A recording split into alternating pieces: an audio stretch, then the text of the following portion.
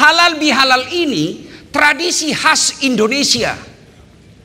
Saudara-saudaraku yang non muslim yang hadir di tempat ini, halal bihalal ini bukan bagian daripada syariat Islam, tapi dia adalah amal yang dianjurkan oleh Islam. Halal bihalal bahasa Arab yang di Arab sendiri tidak dikenal. Itulah kreatifnya orang Indonesia. Kau pergi ke Timur Tengah cari itu bahasa halal bihalal, tidak ada di Google Translate. Halal bihalal bahasa Arab versi Indonesia. Apa maknanya? Menghalalkan yang tadinya tidak halal. Bahasa Parisnya si halalake. Paris itu Pare-Pare dan sekitarnya. Si halalake ki, saling menghalalkan. Makna terpentingnya adalah perintah ukhuwah, persaudaraan. Ajak mesti salah-salah, padaku anak Unhas. Nah sekarang apa penyebab putusnya kekuasaan? Mari kita lihat. Satu, putusnya persaudaraan. Satu, kekuasaan. Nggak usah dulu pilpres. Pemilihan rektor mau dulu. Masukku saya tuh, kalau mau kau jadi rektor silahkan, tapi jangan mau kau jelek-jelekkan orang.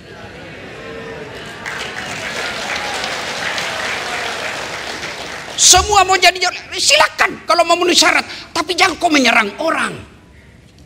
Tunjukkan maka kau hebat. Kenapa? Apa yang kau tulis di grup itu menunjukkan itulah karakter dan pribadimu. Prinsip saya bergaul, kalau dia jahat tapi baik sama saya, tidak ada urusan dengan kejahatannya, biar Allah yang tahu. Dia tukang bohong, urusannya dengan Allah, tapi saya mau baik sama dia. Itulah yang disebut mukhlisinin. Coba lihat Pak Rektor Tawa. Bapak boleh terima atau tidak, tapi itu faktanya. Siapa dia lawan bertarung pil rektor? Siapa dia lawan bertarung? Setelah terpilih, nah ambil itu teman yang bertarung. Ayo kita sama-sama.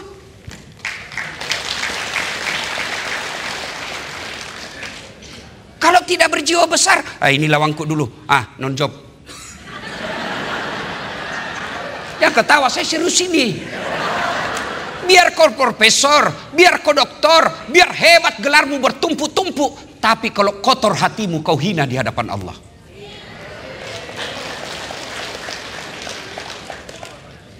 Kekuasaan. Kalau tidak terpilih tanding lagi. Tidak terpilih tanding kau sedek. Tanding kau lagi. Prabowo.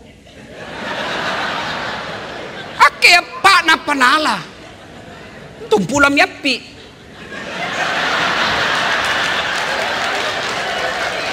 Tiga kali. Lawan kata kosong dikalah. Tapi baru Allah kasih. Bertanding saja, jangan saling jelekkan. Yang namanya mencari-cari kejelekan pasti ketemu. Maka Allah katakan, jangan kalian mencari-cari kejelekan sesamamu.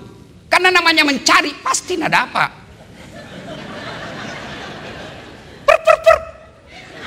Kau melanggar. Kau tidak lihat ini rambu-rambu. Saya lihat Pak. Kenapa kau langgar? Saya tidak lihat Bapak. Kenapa kau tidak lihat Kak? Bapak sembunyi di tikungan. Mana SIM-mu? STNK? Lengkap. Saya tilang kau. Kenapa kau tilang Kak Pak? Kau pembohong. Maksudnya apa? Itu jaketmu Honda, motormu Yamaha. Ini namanya mencari-cari kesalahan. Anak mahasiswa UNAS tidak boton dikalah. Bapak mengaku polisi baru polpena pilot. Ini namanya mencari-cari kesalahan. Kekuasaan bisa memusuh persaudaraan. Namanya kekuasaan, ambil kekuasaan itu, tapi jangan kau berpecah belah. Lihat pilpres contohnya, 2019, siapa yang bertanding? Bapak Prabowo. Lawan siapa? Joko Widodo. Siapa yang menang? Pak Jokowi. Siapa menterinya? Prabowo. 2024, siapa yang bertanding? Prabowo. Lawan Anies, siapa lawannya? Prabowo. Siapa sekarang menterinya? Prabowo. Muhaimin Iskandar. Ngapain kita berpecah belah? Berapa rektor di Unhas, tapi begitu kau memilih atau mencalonkan diri dan kau lawan orang dengan memfitnah dan menjelek-jelekkan, jabatan belum tentu kau dapat. Oke lah kau dapat, tapi sejarah membuktikan kamu orang jahat.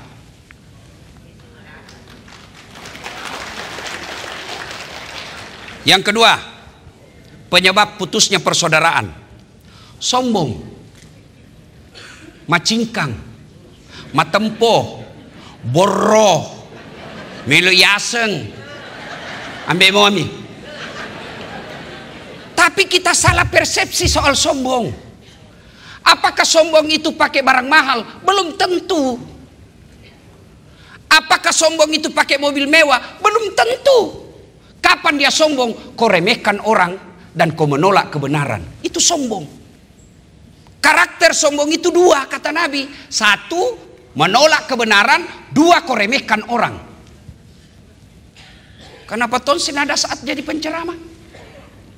Saya bukan pintar. Banyak yang lebih pintar di sini. Kenapa rektor hubungi saya? Karena saya paling banyak followerku.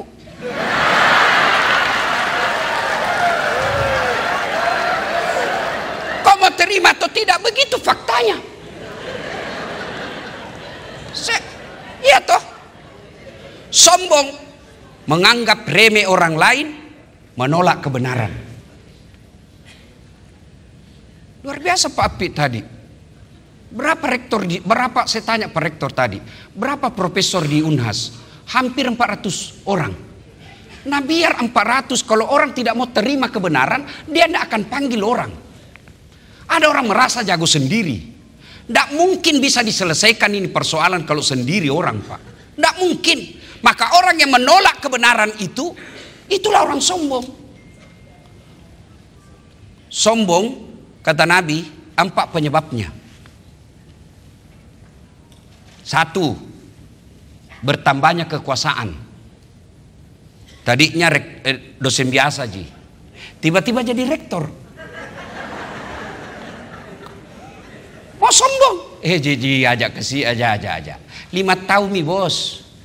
Kau mupa kau ya 10 tahun. Iya kan? Apa kau mau sombongkan dengan jabatan? Itu Fir'aun jabatannya paling tinggi, popularitas. Tapi sombong, Allah hinakan itu Firaun. Mana buktinya hina? Sampai sekarang tidak ada orang mau kasih nama anaknya Firaun. Iya toh?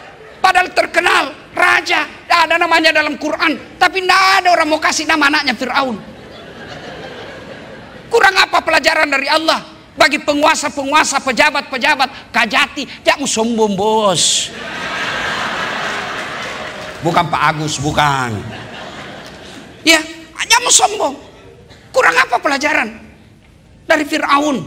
Yang kedua, kata Nabi, penyebab datangnya sombong apa? Bertambahnya kekayaan. Yang kau sombong, kurang apa Allah kasih pelajaran itu? Qarun, kaya raya, sampai kunci gudang emasnya dibawa sama onta. Bukan 1 onta, puluhan onta. Maka sampai sekarang kalau ada orang dapat harta di dalam tanah disebut harta karun. Tapi dia sombong, Allah tenggelamkan si Qarun dengan harta-hartanya. Yang ketiga, bertambahnya ilmu. Yang tadinya biasa-biasa tiba-tiba jadi profesor, associate. Hampir. Sedikit lagi kesiangan. Jangan kau sombong. Allah marah. Wa ma utitu minal ilmi illa qalila. Dek oleh ku padise kecuali cek dek ni. Ada sombong. Kalau Allah marah, dia cabut itu ilmumu. Nak kasih pikun kau. Ada obat na pikun? Oh banyak orang, banyak gelarnya Pak. Tiba-tiba dia sombong, Allah kasih pikun. Diprotes sama istrinya. Biasanya kalau mau keping mengajar Pak, kau cium-cium Kak. Ini hampir 2 minggu tidak pernah kau cium. Langsung dia bilang suaminya, astagfirullah, berarti siapa saya cium selama ini? Ternyata pembantu nana cium. Jangan juga modus pula-pula lagi pikun Pak. Jangan mau sombong. Apa yang kau sombongkan? Profesor kok ada batasnya. Ustadz kok ada batasnya. Saya merasa hebat tidak, karena ada penontonku. Biar saya jago ceramah kalau tidak ada yang nonton. 2 jam saya di sini berapi-api, tidak ada yang nonton, lewat Pak Rektor. Lama gila itu Ustaz. Apa yang kita mau sombongkan dengan ilmu ini? Jangan sombong. Ada ustadz yang sombong, ada, seolah-olah dialah pemilik surga dan neraka. Ceramah sangin surga neraka. Kayaknya ini susah sekali beragama. Ada begitu, ada. Contoh lagi tren sekarang. Halal bihalal diganti dengan sawalan. Dia alergi mengatakan halal bihalal. Kenapa? Karena bilang tidak ada sama Nabi. Ada sama Nabi itu sawalan. Itu kan hanya merek. Sama, tidak mau pakai kata maulid. Kenapa? Tidak ada pada zaman Nabi. Dia ganti sirah nabawiyah. Sama gitu bos. Masukku saya, kalau kau tidak sependapat, sudah, tapi jangan kau cela orang. Saya kan selalu dibilangi Ustadz tidak sunnah. Kenapa Anda bilang, kau bicara sunnah baru kau tidak pelihara sunnah? Mana buktinya? Dia bilang itu, kau tidak pakai jenggot. Ya mau diapa kalau tidak mau tumbuh? Biasa gitu yang begini. Yang sombong. Iya. Yang keempat, itu tadi Fir'aun, kekuasaan, kekayaan, Korun. Ilmu, Kan'an. Cuma sayang kita ini tidak jadikan pelajaran ini sejarah. Jangan sombong. Allah membenci orang-orang yang sombong. Kenapa? Karena hanya Allah yang patut sombong. Maka disebut Al-Mutakabbir, yang maha sombong. Yang berikutnya, penyebab putusnya persaudaraan. Saya ulang lagi. Pertama kekuasaan, yang kedua kesombongan, yang ketiga dengki. Seriati. Pak, luar biasa. Kurang apa itu prestasi yang disampaikan Pak Rektor tadi. Tapi kalau kau dengki, tidak kau lihat itu. Kau seriati topoki kau biar emas. Kau kena kasih ke orang, kau kira tai. Maka jangan dengki, karena dengki itu bisa merusak dirimu. Coba lihat kalau orang dengki Pak. Dikasih wajah yang cantik orang. Dikasih wajah yang gagah. Mulus mukanya, bagus bibirnya, alisnya tebal. Karena dengki, lubang telinga pingin lihat. Banyak tainya. Itu dengki. Jangan dengki. Kalau dengki, jangankan satu fakultas, jangankan satu universitas, saudara kandung saja dia bisa dia celah-cekakan. Kurang apa pelajaran dari Nabi Yusuf? Siapa yang dorong Nabi Yusuf ke masuk sumur? Saudaranya. Apa sebabnya? Dengki. Seriati Pak. Bisa jadi ini ada dengki di sini. Rektornya Unhas, orang Pindrang. Penceramanya orang Pindrang. Ketua ahli amanah orang Pindrang. Andi Pangerang orang Pindrang. Mau kau apa bos? Jangan kau dengki, bersentong kau. Itu namanya kita melihat yang salah seriati. Nah kena kau syarat dasi. Kau syarat dasi topoki kau namo to makesi tapana majak to muita. Dengki itu bisa merusak persatuan. Yang keempat, serakah. Ini serakah lebih bahaya dari seke. Kalau seke tidak mau diambil barangnya Pak. Kalau serakah tidak mau diambil, tapi barangnya orang diambil. Orang yang serakah pada akhirnya disebut dalam Quran golongan at-takazur. Lomba-lomba saja, dia lupa dirinya orang, dia lupa lomba, lalu nanti dipaksa masuk kubur, dipaksa masuk tanah dalam mulutnya, baru dia sadar. Serakah. Bapak saudara-saudara sekalian. Nah berikutnya, itu tadi penyebab banyak sebenarnya, tapi waktu terbatas. Bagaimana menyambungkan silaturahmi? Satu, memaafkan. Itu memaafkan. Tidak ada perintah minta maaf, tapi yang ada perintah maafkan. Kenapa? Sifat memaafkan itu mulia. Kurang apa itu kurang ajarnya kafir Quraisy kepada Nabi? Tapi apa Nabi dendam? Tidak. Dan Nabi tidak jadi hina karena memaafkan. Kurang apa kurang ajarnya itu masyarakat Taif kepada Nabi? Dilempari Nabi, tapi Nabi datang malaikat Jibril menawarkan, Muhammad tak lewat-lewat mini orang Taif. Saya diperintah Allah untuk hancurkan mereka. Kau berdoa saja, saya angkat ini gunung Taif, hancurkan mereka. Apa kata Nabi? Oh jangan. Dia begitu karena dia tidak tahu apa yang saya bawakan.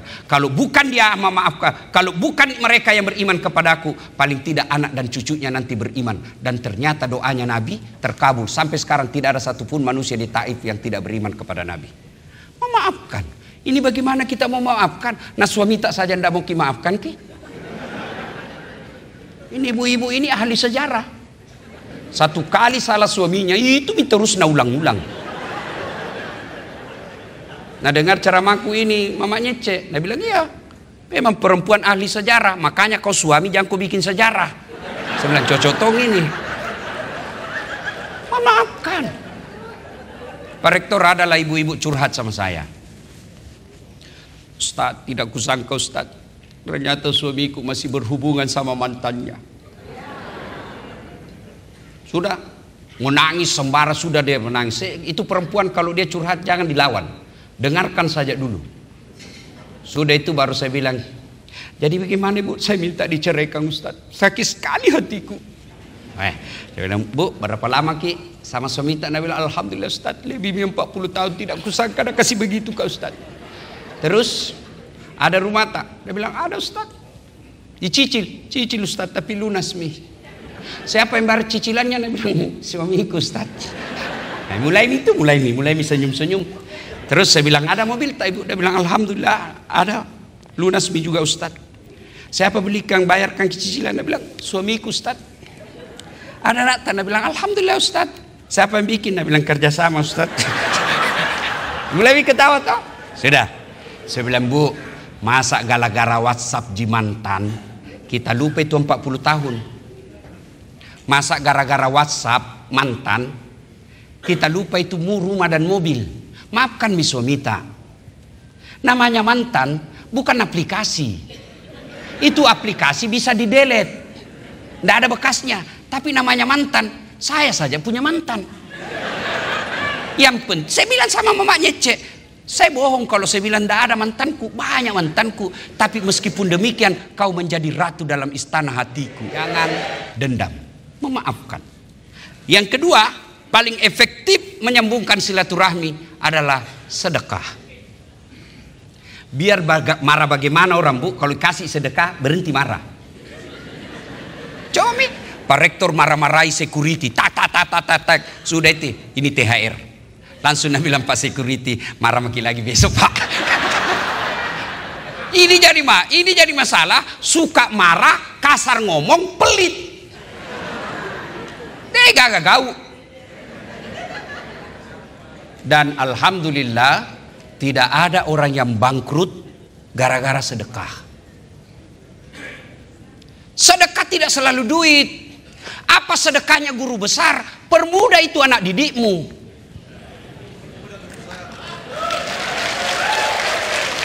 Sudah tidak sama persepsi mahasiswa dipersulit. Itu zaman dahulu kala. Sekarang zamannya kita jalin bagaimana anak mahasiswa kita cepat selesai. Sedekahnya kita ini dosen, sedekah duit. Awah, saya agak duit tak kasih. Gaji saya lihat tadi, waktu tanggal 1, Masya Allah belum cukup 5 juta. Baru 4.900.000. Kalau kita mau duit itu enggak. Tapi saya bukan dari gaji yang banyak. Pak Rektor, ini kan ada yang viralkan ini rumahku. Dibulilah saya. Kenapa Ustadz rumahnya mewah? Saya bilang jadi mau Ustadz itu menderita. Kau bahagia kalau kau lihat itu Ustadz kodong kehujanan pergi ceramah. Kenapa Ustadz hidup mewah-mewah? Nabi sederhana. Saya bilang kau lupa, Nabi Sulaiman itu kaya raya. Yang Allah larang, kamu pamer-pamer lalu kau pelit. Seke kikirgal apa ku jambatan.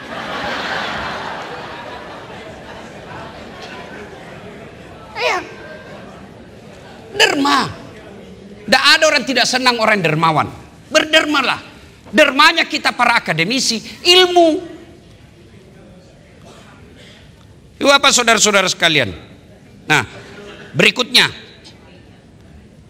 yang ketiga, poin ketiga. Apa hebatnya kalau banyak teman? Kenapa Allah perintahkan kita memperbanyak teman? Menyambungkan silaturahmi. Satu, murah rezekinya. Saya ini Bu, tidak banyak uangku, tapi banyak temanku. Temanku banyak uangnya. Apa? Tangkis mengko? Mana buktinya? Oh Masya Allah, kalau pika pasar tidak pernah laku uangku. Baru kak turun dari mobil ada yang teriak, Assalamualaikum Ustaz. Dalam hatiku aman dan terkendali. Ada yang isi ikan, ada isi sayur. Saya gaji, ajak na Ustaz. Enggak enak, bulat palu, ajak na Ustaz. Dalam hatiku, memang itu kutunggu. Murah rezeki Pak. Bapak berdoa, ya Allah bukakan pintu rezekiku, ya Allah perbaiki kehidupan duniaku. Tidak mungkin itu uang jatuh dari langit-langit masjid, tidak mungkin itu dolar keluar dari tegel, tapi dari mana? Dari tangan-tangan manusia. Makin banyak teman, makin banyak rezeki. Tidak percaya? Tanya ini petugas bank. Semakin banyak orang datang, makin banyak rezekinya itu pegawai bank. Maka sedekah, maka sambungkan silaturahmi, murah rezeki. Yang kedua, panjang umurnya, bukan panjang ajalnya. Ajal tidak bisa ditentukan. Maka kalau kita berdoa, kita cuma bilang ya Allah panjangkan umurku, tidak dibilang ya Allah panjangkan ajalku. Apa maksudnya? Biar dia sudah meninggal, orang masih kenang. Itu disebut panjang umurnya. Lewat di rumahnya Pak Rektor, baiki dulu ini, doakan Ki. Padahal sudah meninggal, masih orang doakan. Prof Ahmad Amiruddin, bukan yang sekarang. Ya kan, sudah meninggal, orang masih ingat. Kenapa? Baik. Itu disebut panjang umur. Tapi kalau kita jelek sama orang, jangankan wafat, masih hidup saja nah doakan ke orang sial. Coba maki jadi dekan yang pelit, kasar ngomong, nah doakan ke orang ada lalu ditangkap nah cepat sih diganti. Yang ketiga, tolak bala. Di kompleks ada yang menyerang rumah, tapi karena baik kita di warga komplek, tiba-tiba datang semua satu komplek, jangan kau ganggu itu. Kalau kau ganggu itu, kami warga komplek kau lawan. Tapi coba bapak jahat sama orang. Begitu ada yang ambak nih, majak memang itu ambak, capu lalu, capui. Yang keempat, orang yang banyak temannya, mudah urusannya. Saya pergi kantor polisi, baru kak turun, Assalamualaikum Ustaz. Waalaikumsalam Komandan, apa ada urusan? Perpanjangan SIM, langsung Pak Kapolres habis. Saat lantas, bantu Pak Ustaz, jangan ku minta uangnya, dosa ku uang Ustaz ku makan. Selesai. Sudah itu malah dikasih lagi uang. Maka makna dari halal bihalal adalah uhuwah, persaudaraan.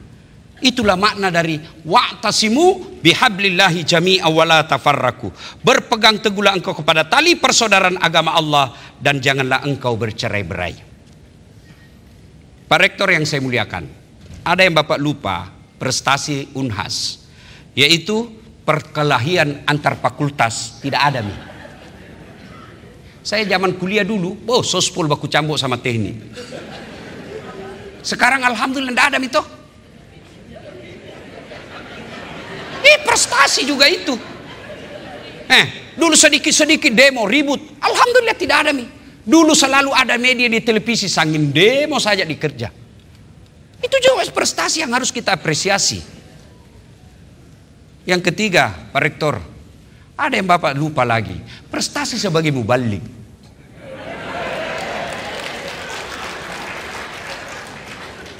Para guru besar, tuan guru yang guru-guru saya sekalian, ada peneliti medsos baru-baru dia unggah di Ramadan kemarin. Ada 5 penceramah yang paling banyak dicari dalam pencarian internet. 5. Nomor 5 Das Atlatif. Nomor 5. Nomor 4 Hanan Ataki. Nomor 3 Khalid Basalama. Nomor 4 Adi Hidayat. Nomor 1 Abdul Somad. Tapi saudara perlu tahu, dari 4 di atas saya semua alumni Timur Tengah. Dasat Latif, komunikasi Unhas. Ya kan? Kalau mereka semua mengajar di dunia-dunia yang namanya universitas bidang keagamaan, Dasat Latif Sospol. Itulah prestasinya Universitas Hasanuddin. Dan Bapak boleh buka ceramah di channelnya Pak UAS, Ustadz Abdul Somad. Itu kan ada dia bilang, saya juga heran lihat ini Ustadz Dasat. Viewer saya Pak Prof sudah lebih 700 juta. Dari 5 yang saya sebut tadi ini, Dasat Latif paling banyak viewernya. Apa rahasianya? Komunikasi Unhas. Ini prestasi, bukan sombong, hanya menyampaikan fakta dan data. Yuk Bapak saudara-saudara sekalian, banyak yang ingin kita sampaikan tapi waktu yang terbatas. Karenanya saya tidak mewakili siapa-siapa. Semua programnya Pak Rektor tadi luar biasa. Bagus.